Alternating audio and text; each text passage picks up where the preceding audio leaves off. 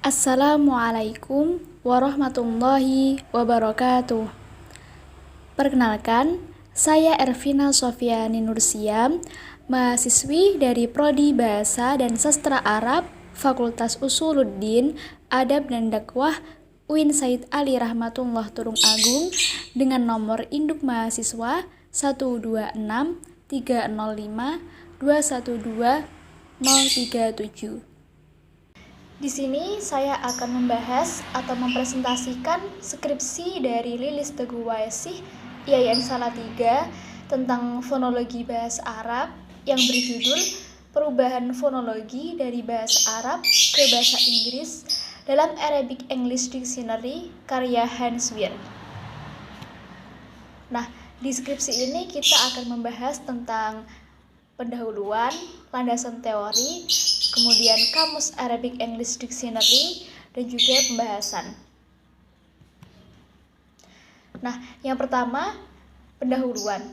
Pendahuluan ini terdiri dari latar belakang, rumusan masalah, dan tujuan masalah. Yang pertama kita akan membahas tentang latar belakang. Nah, apa sih yang melatar belakangi skripsi ini sehingga peneliti itu tertarik mengangkat tema tentang fonologi Arab, yaitu tentang perbedaan fonologi Arab dengan fonologi bahasa Inggris di dalam kamus Arabic English karya Hans Weir.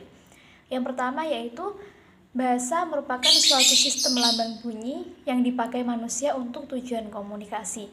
Nah, jadi kehidupan itu tidak lepas dari yang namanya bahasa. Bahasa itu seperti udara. Jadi di mana-mana itu ada. Nah, dengan adanya bahasa, kita itu bisa mengungkapkan apa yang kita inginkan terhadap lawan bicara kita, apa yang kita maksud, apa yang kita tuju. Nah, kemudian yang kedua adalah bahasa merupakan sesuatu yang bersifat individual, karena bunyi-bunyi bahasa dapat dihasilkan oleh setiap penutur individu. Jadi, meskipun orang itu berbahasa yang sama, tapi setiap orang itu pasti punya ciri khas tersendiri dalam berbahasa. Nah, di sini katakanlah ada bahasa Arab, ada bahasa Indonesia, dan juga bahasa Inggris. Nah, di dalam mempelajari bahasa Arab dan bahasa Inggris ini, di dalam linguistik ada yang namanya ilmu morfologi, ilmu sintaksis, dan juga ilmu fonologi. Nah, fonologi inilah ilmu yang pelajari tentang bunyi ujaran yang dihasilkan oleh alat ucap manusia. Dan fonologi ini tidak lepas dari yang namanya fonem vokal dan juga fonem konsonan. Untuk vokal dan juga konsonan nanti akan dijelaskan lebih lanjut di belakang nanti. Kemudian, fonem vokal dan fonem konsonan bahasa Arab dan bahasa Inggris ini berbeda. Nah, jadi dengan perbedaan ini, peneliti tertarik untuk meneliti atau menganalisis perbedaan-perbedaan yang ada di dalam bahasa Arab dan juga bahasa Inggris. Nah, sehingga peneliti ini menggunakan kamus Arabic English karya Hans Weir untuk memudahkan kita dalam membedakan antara vokal dan juga konsonan bahasa Arab dan juga bahasa Inggris. Selanjutnya kita beralih ke rumusan masalah dan tujuan masalah. Rumusan masalah di sini peneliti merumuskan ada dua, yaitu yang pertama, bagaimana perubahan fonem vokal bahasa Arab dalam bahasa Inggris pada Arabic English Dictionary karya Hans Weir, dan yang kedua, bagaimana perubahan fonem konsonan bahasa Arab dalam bahasa Inggris pada Arabic English Dictionary karya Hans Weir. Nah, kemudian tujuan dari masalah ini atau tujuan dari adanya skripsi ini atau adanya penelitian ini yaitu yang pertama, untuk menganalisa perubahan fonem vokal bahasa Arab dalam bahasa Inggris pada Arabic English Dictionary karya Hans Weir, dan yang kedua yaitu untuk menganalisa perubahan fonem konsonan bahasa Arab dalam bahasa Inggris pada Arabic English Dictionary karya Hans Weir. Selanjutnya, kita akan bahas tentang kajian pustaka atau biasa disebut dengan tinjauan pustaka. Nah, apa sih fungsi dari kajian pustaka ini? Fungsinya yaitu adalah untuk mengembangkan secara sistematis penelitian terdahulu yang ada hubungannya dengan penelitian bahasa yang akan dilaksanakan. Dalam suatu penelitian bahasa yang akan dilaksanakan memerlukan keaslian.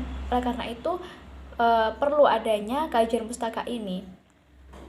Nah, penelitian sebelumnya yang dilakukan oleh Syamsul Hadi, Siti Hamamah, Suratno, Muhammad Ramlan, dan I. Dewa Putuwijaya pada tahun 2019 yang berjudul Perubahan Fonologi Kata Serapan dari bahasa Arab dalam bahasa Indonesia. Penelitian ini yaitu menganalisis dengan melibatkan dua bahasa yang mengembangkan metode padan translasional. Nah, metode padan tersebut digunakan untuk memadankan unsur-unsur teranalisis, yakni kata-kata serapan dari bahasa Arab ke dalam bahasa Indonesia dengan menggunakan alat penentu kata asalnya dalam bahasa Arab. Dari mulai perbandingan terhadap bunyi-bunyi dan fonem-fonem pembentuk kata pada kedua bahasa tersebut. Nah, kemudian diketahuilah perubahan-perubahan bunyi yang terjadi sebagai akibat dari proses penyerapan. Kemudian penelitian terdahulu yang kedua yaitu dilakukan oleh Asisda Wahyu Asri Putradi pada tahun 2016 yang berjudul Pola-pola perubahan fonem vokal dan konsonan dalam penyerapan kata bahasa asing ke dalam bahasa Indonesia. Nah, penelitian ini menggunakan teknik pengumpulan data kerangka sistematis dan dijabarkan dengan cara deskriptif. Nah, setelah itu data tersebut dapat dijabarkan dari berbagai kategori, diantaranya pola penyerapan 1 dan 2 vokal, pola penyerapan konsonan, pola penyerapan 2 konsonan, kemudian pola penyerapan 3 konsonan, pola penyerapan vokal dan konsonan, kemudian penafsiran data. Nah, untuk selanjutnya yaitu kita akan bahas tentang metode penelitian. Metode penelitian dari penelitian yang dilakukan oleh Lilis Teguh Waesi. Jadi setiap penelitian itu tidak lepas dari yang namanya metode. Jadi metode itu adalah prosedur atau langkah-langkah dalam mendapatkan pengetahuan, dalam mendapatkan pengetahuan ilmiah atau ilmu. Jadi metode penelitian itu adalah cara sistematis untuk menyusun ilmu pengetahuan. Nah, yang pertama yaitu jenis penelitian. Penelitian ini merupakan jenis penelitian kepustakaan dengan pendekatan deskriptif kualitatif. Nah, penelitian kepustakaan ini adalah jenis penelitian yang digunakan dalam pengumpulan informasi dan data secara mendalam melalui berbagai literatur seperti buku, catatan, majalah, kemudian hasil penelitian sebelumnya yang relevan dengan penelitian yang akan dilakukan. Kemudian yang kedua yaitu objek penelitian. Objek dari penelitian ini adalah perubahan fonologi kata serapan bahasa Arab dalam bahasa Inggris pada Arabic English Dictionary karya Hans Weir. Kemudian yang ketiga yaitu ada sumber data. Nah, di sini sumber data dibagi menjadi dua, yaitu sumber data primer dan juga sumber data sekunder. Nah, apa sih sumber data primer itu? Sumber data primer itu adalah sumber yang asli atau secara faktual, bersifat asli atau secara faktual. Nah, dalam penelitian ini sumber data primernya yaitu Arabic English Dictionary karya Hans Weir yang diterbitkan oleh Spoken Language Service sebanyak 3 edisi. Nah, kemudian sumber data sekunder dari penelitian ini adalah jurnal, artikel, kemudian buku, kemudian skripsi yang memiliki relevansi untuk memperkuat argumentasi dan juga untuk melengkapi hasil penelitian ini. Kemudian yang keempat adalah teknik pengumpulan data. Teknik pengumpulan data yang digunakan di penelitian ini adalah teknik simak dan juga catat. Jadi teknik simak ini merupakan teknik yang digunakan untuk memperoleh data dengan menyimak penggunaan bahasa. Nah, sedangkan teknik catat ini merupakan teknik lanjutan yang dilakukan ketika menerapkan teknik simak. supaya teknik simak ini lebih mudah, sehingga ada tambahan teknik catatnya. Nah, jadi dalam pernyataan ini penulis mengamati dan membaca semua kosakata yang terdapat pada kamus Arabic English Dictionary karya Hans Wehr. Kemudian yang terakhir yaitu teknik analisis data. Nah, apa sih teknik analisis data itu? Teknik analisis data yaitu cara dalam memproses data menjadi informasi. Apabila melakukan sebuah penelitian, maka perlu adanya menganalisis data agar data tersebut dapat dipahami. Maka teknik analisis data yang digunakan dalam penelitian ini yaitu analisis deskriptif. Nah, analisis deskriptif ini yaitu analisa yang menggambarkan atau mendeskripsikan data dengan apa adanya. Selanjutnya kita beralih ke bab 2 yaitu landasan teori. Yang pertama yaitu pengertian fonologi. Kata fonologi dalam bahasa Indonesia yang diserap dari bahasa Inggris yaitu fonologi, yang artinya adalah bidang ilmu linguistik yang menyelidiki bunyi-bunyi bahasa menurut fungsinya. Nah, pada awal pertumbuhan linguistik ini istilah linguistik ini disebut dengan fenomik. Nah, namun sekarang kita sering menyebut dengan istilah fonologi atau fonologi. Sedangkan di dalam bahasa Arab disebut dengan fonologia atau kita biasanya sering mendengar di dalam bahasa Arab itu ilmul aswat. Jadi sama saja antara fonologia dengan ilmul aswat. Kemudian bunyi yang didengar sejak lahir dan muncul dari organ-organ bicara itu disebut dengan bunyi bahasa. Nah, bunyi bahasa ini muncul dikarenakan adanya proses meletakkan alat bicara pada tempat atau dengan cara tertentu sehingga dapat menghasilkan bunyi-bunyi bahasa.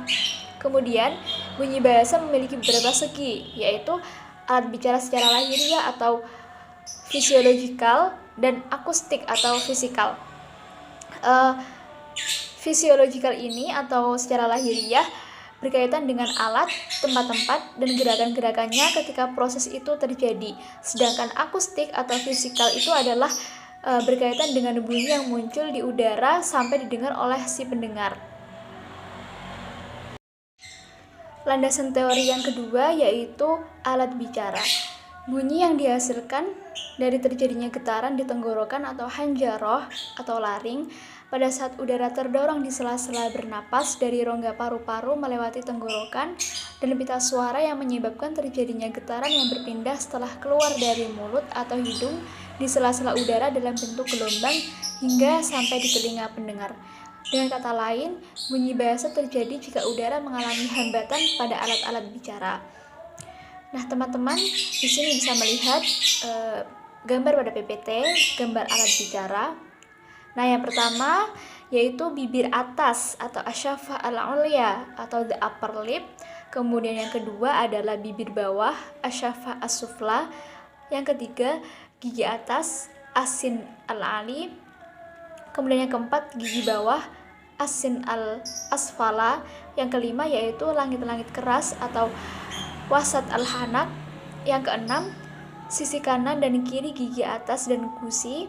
Kemudian yang ketujuh yaitu langit-langit lunak atau al-aqsa. Kemudian yang kedelapan anak teka atau al-lahat. Kemudian yang kesembilan ujung lidah atau torful lisan. Yang kesepuluh bagian depan lidah muqaddam al-lisan. Yang ke-11 sisi kanan dan kiri lidah zuhr al-toraf. Kemudian yang ke-12 adalah pangkal lidah atau muakhar al-lisan. Yang ke-13 rongga hidung atau al-tajwif al-anfi. Kemudian yang ke-14 kerongkongan atau al-halak. Yang ke-15 pita suara dan glotis atau al-autar as-sautiyah wa al-mizmar. Kemudian yang ke-16 batang tenggorok atau biasa disebut dengan trakea. Kemudian yang ke-17 adalah pangkal tenggorok atau al-mantiqah al-hanjarah atau laring.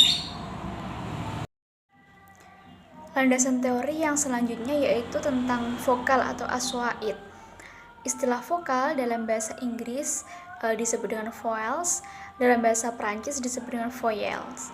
Nah, vokal yaitu bunyi yang dapat dihasilkan oleh udara yang dikeluarkan dari organ paru-paru yang tidak mengalami hambatan. Jadi, ketika kita mengucapkan atau melafalkan huruf vokal, maka udara itu keluar tidak ada hambatan sama sekali. Jadi, udara itu keluar secara keseluruhan. Misal ketika kita melafalkan huruf vokal seperti A, I, U, E, O. Nah, itu udara itu keluar tanpa ada hambatan sama sekali. Kemudian faktor kualitas vokal diantaranya yaitu tinggi rendahnya posisi lidah, kemudian bagian lidah yang dinaikkan, dan bentuk bibir dalam pembentukan vokal. Nah, untuk landasan teori yang selanjutnya yaitu konsonan atau aswamit. Konsonan itu adalah bunyi yang dapat dihasilkan dengan menggunakan artikulasi pada salah satu bagian alat bicara. Ketika kita mengucapkan huruf konsonan itu, udara pasti ada hambatan atau penyempitan, seperti kita misalnya mengucapkan huruf ba, ta, semisal ap, at. Nah, itu udara mengalami hambatan ketika keluar, atau tidak hanya hambatan saja tetapi juga penyempitan, seperti kita mengucapkan huruf sin, as. Nah, itu udara tidak langsung keluar, tapi ada penyempitan di dalam kita mengucapkan huruf konsonan. Konsonan ini dibagi menjadi 10, yaitu konsonan bilabial, konsonan labiodental, konsonan apikodental, konsonan laminoalveolar, konsonan retoflex, konsonan palatal, konsonan dorsovelar, konsonan uvular, konsonan faringal, dan konsonan glotal. Landasan teori yang terakhir yaitu perubahan bunyi. Nah, di sini perubahan bunyi diklasifikasikan menjadi 10, yaitu yang pertama lenisi dan vortisi, yang kedua penghilangan bunyi, yang ketiga penambahan bunyi, yang keempat metathesis, yang kelima fusi, yang keenam pemisahan, yang ketujuh pemecahan vokal, yang kedelapan asimilasi, yang kesembilan disimilasi, dan yang terakhir perubahan bunyi tidak normal. Nah, kemudian kita beralih pada bab 3, yaitu tentang kamusnya, tentang kamus dan juga profil dari pengarangnya, yaitu Kamus Arabic English karya Hans Wehr. Nah, profil Hans Wehr. Hans Wehr ini adalah seorang Arabis Jerman. Beliau lahir di Leipzig, German Empire pada tanggal 5 Juli 1909. Kemudian juga beliau seorang profesor di Universitas Münster pada tahun 1957 sampai 1974. Kemudian dia juga menerbitkan buku Arabics Wörterbuch pada tahun 1952. Nah, kemudian gambaran umum tentang Arabic English Dictionary. Nah, Arabic English Dictionary, the Hans Wehr Dictionary of Modern Written Arabic, yang disusun oleh Hans Wehr dan diedit oleh G. Milton Cohen, pertama kali diterbitkan pada tahun 1961 oleh Otto Harrassowitz di Wiesbaden, Jerman. Nah, itu versi bahasa Inggrisnya. Kemudian pada tahun 1952 pertama kali terbitlah kamus yang versi bahasa Jerman.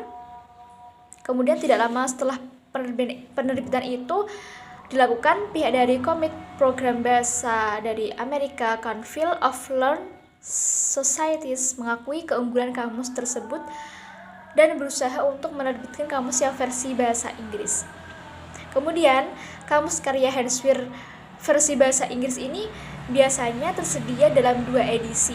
Yang pertama yaitu yang disebut edisi ketiga dengan jumlah halaman 1110 dan dicetak oleh Otto Harrassowitz di Wiesbaden, Hesse pada tahun 1961. Nah, dalam kamusnya ini menyajikan kosakata dan praksiologi bahasa Arab tulisan modern. Hal ini berdasarkan pada bentuk bahasa yang digunakan di seluruh dunia Arab, baik dari Irak hingga Maroko. Nah, selanjutnya kita akan membahas bab keempat, yaitu tentang bahasan. Nah, pembahasan yang pertama yaitu perubahan fonem vokal. fonem vokal bahasa Arab dan bahasa Inggris. Yang pertama yaitu fonem vokal pendek. Nah, di sini yang pertama yaitu kata cigarette. Cigarette kalau dalam bahasa Arab yaitu menjadi sihor. Sihor. Jadi di sini ada perubahan huruf A ke dalam huruf E, yaitu cigarette dan sihor. Atau kalau dalam bahasa Arab namanya adalah alif. Kemudian yang kedua ini ada kata television. Nah, dalam bahasa Arab yaitu telfazah. Nah, di sini ada perubahan antara bahasa Arab dan bahasa Inggris yaitu vokal A dan vokal E. Kemudian ada kata medallion atau dalam bahasa Arabnya yaitu madaliyun. Nah, di sini ada perubahan vokal antara vokal A dan juga vokal E. Nah, kemudian untuk fonem vokal panjangnya kata magnesi. Nah, di sini dalam bahasa Inggris. Kalau dalam bahasa Arab itu magnesia. Nah, ini ada perubahan vokal yang panjang antara vokal A dengan vokal E. Kemudian ada kata influenza.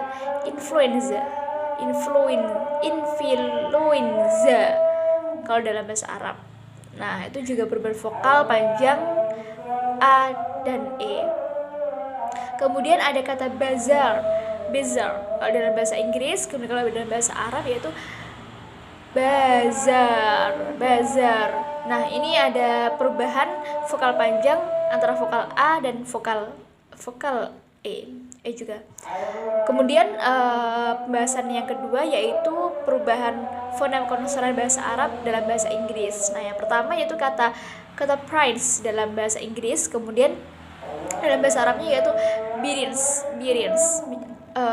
Huruf P berubah menjadi huruf ba. Kemudian ada kata papa kalau dalam bahasa Arab, kemudian dalam bahasa Inggris baba. Kemudian ada kata oplin dalam bahasa Inggris, kemudian bubilin dalam bahasa Arab. Nah, itu tadi penyampaian mengenai fonologi Arab, vokal dan konsonan bahasa Arab dan bahasa Inggris dalam kamus Arabic English karya Hans Wehr.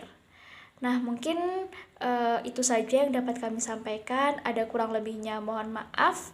Akhir kalam, wallahul muwaffiq ila aqwamit thoriq. Wassalamualaikum warahmatullahi wabarakatuh.